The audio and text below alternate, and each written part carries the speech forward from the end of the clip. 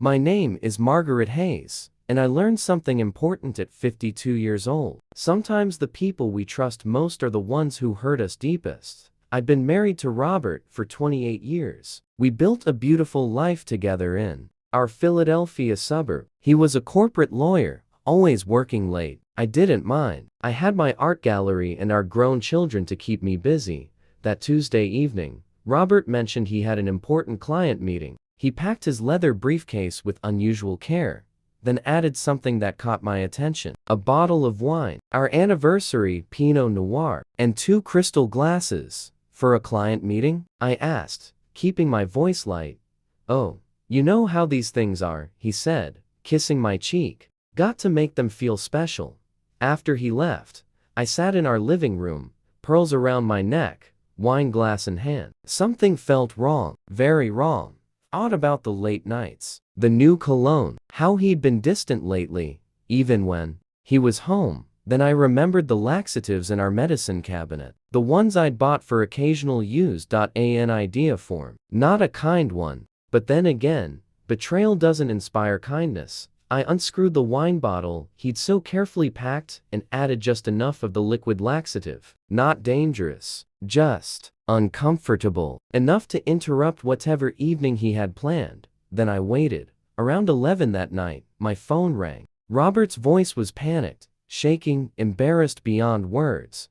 Margaret, something's wrong. I'm so sick. Can you come get me? He gave me an address, not his office. An upscale hotel downtown. I drove slowly, deliberately. When I arrived, I found him in the lobby, pale and mortified. Alone. Where's your client? I asked quietly. He couldn't meet my eyes. Her name is Jessica, isn't it? I said. You're paralegal. The silence confirmed everything.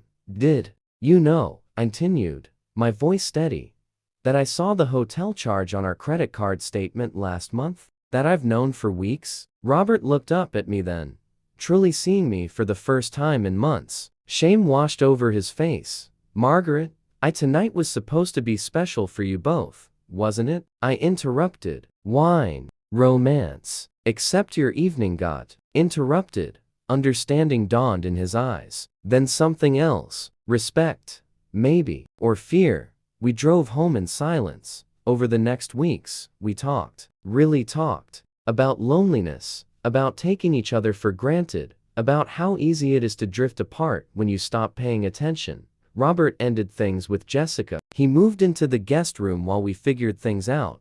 I won't say we lived happily ever after, because life isn't a fairy tale. Some days I wanted to throw him out. Other days, I remembered the man I fell in love with 30 years ago.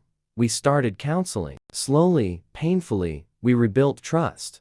What I learned is this: revenge doesn't heal betrayal, but neither does ignoring it. Sometimes you have to make someone uncomfortable enough to face the truth, to really see what they're about to lose. That bottle of wine saved my marriage, in a strange way. Not because of what I put in it, but because it forced an honest conversation we should have had years earlier. Robert knows how close he came to losing everything. And I know my own strength now. I know I won't be taken for granted again. Some people might judge what I did. Maybe they're right too. But when you've invested 3 decades in a marriage, when you've raised children and built a life together, you fight for it. Sometimes in unexpected ways. We're still together, still healing, still learning. And that bottle of Pinot Noir? It sits on our mantle now, empty. A reminder that trust, once broken, requires more than apologies to mend. It requires truth. Even when truth comes with an upset stomach and a ruined evening.